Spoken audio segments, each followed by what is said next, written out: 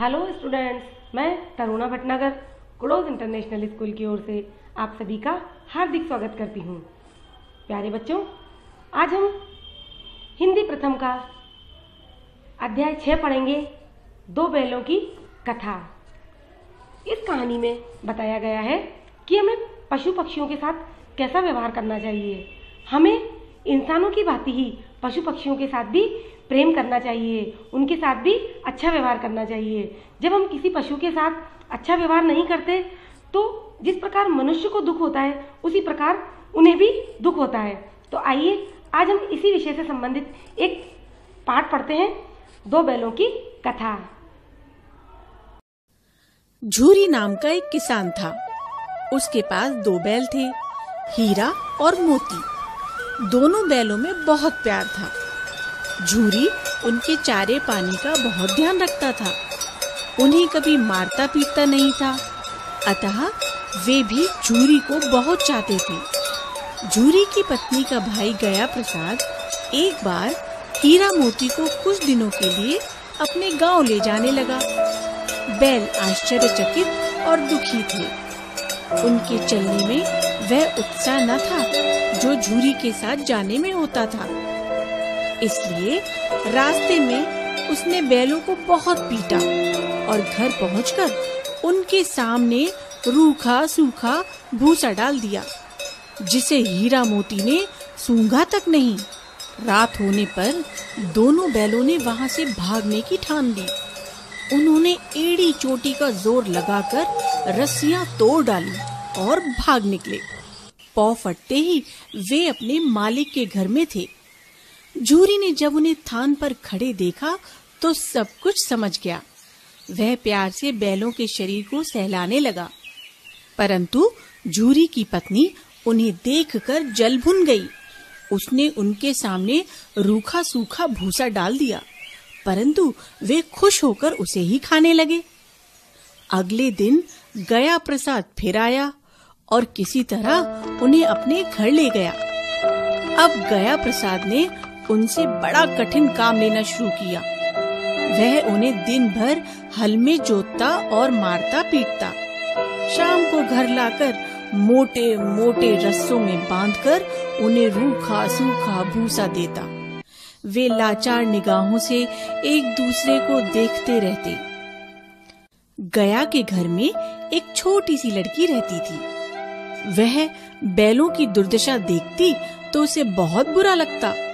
वह रात को चुपके से उन्हें रोटी खिलाती थी।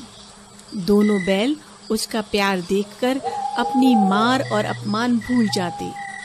एक दिन मोती रस्सी तोड़ने की कोशिश कर रहा था। इतने में वह लड़की आई और उसने दोनों बैलों को खोल दिया। दोनों वहां से भाग निकले। अब हीरा मोती आजाद थे। रास्ते में उन्हें एक सांड मिला। उसका सामना करने के अलावा उनके पास कोई चारा न था। उन्होंने साहस से काम लिया। सांड ने हीरा पर सामने से वार किया तो मोती ने उस पर पीछे से सींगों से हमला किया। सांड घबरा गया, क्योंकि यहाँ पर तो दो थे। मिलकर काम करने में बल है। दोनों ने मिलकर सांड को भगा दिया। दोनों अब बहुत प्रसन्न थे। आगे बढ़ने पर उन्हें मटर का खेत दिखाई पड़ा। वे भूखे तो थे ही, मटर के खेत में घुस गए और लगे मटर खाने। अभी पेट भरा भी न था कि रखवालों ने उन्हें देख लिया और दोनों को पकड़कर कांजी हाउस में बंद करवा दिया। हीरा और मोती ने देखा कि कांजी हाउस में और भी कई जानवर थे। भैंसे, घोड़े, घोड़ियां, बकरियां, गधे आदि, सब के सब कमजोर और दुबले पतले। वहाँ न चारे का प्रबंध था और न पानी का। वे दोनों बहुत पछताए कि यहाँ कहाँ आ फंसे। रात होने पर मोती ने हीरा से कहा कि अगर दीवार तोड़ दी जाए तो इस जेल से बाहर निकला जा सकता है। उसने सींगों से दीवार गिराने का प्रयास किया। जल्दी ही थोड़ी सी दीवार गिर गई तो उसका उत्साह बढ़ा। अब उसने और जोर से चोटें मारनी शुरू की। दीवार में रास्ता बनते ही पहले घोड़ियां भागी, फिर भैंसे और बकरियां। मोती ने गधों को भी सींग मार मार कर भगा दिया। उसने हीरा से भी भाग चलने को कहा, परंतु हीरा ने मना कर दिया। सुबह होने पर कांजी हाउस वालों ने देखा कि पूरी इमारत खाली है। उन्होंने हीरा और मोती को नीलाम कर दिया।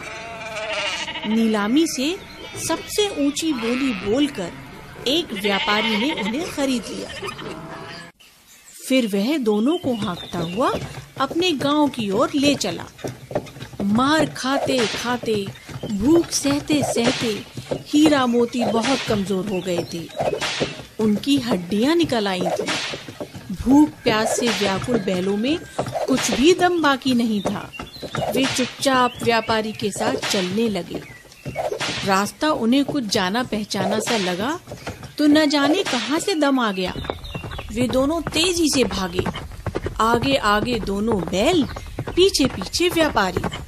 परंतु जब तक वह उन्हें पकड़ता तब तक दोनों बैल अपने घर पहुंच चुके थे। झूरी को देखकर मानो वे खुशी से नाच उठे। झूरी भी उन्हें देखकर खुश था। वह उनसे लिपट गया।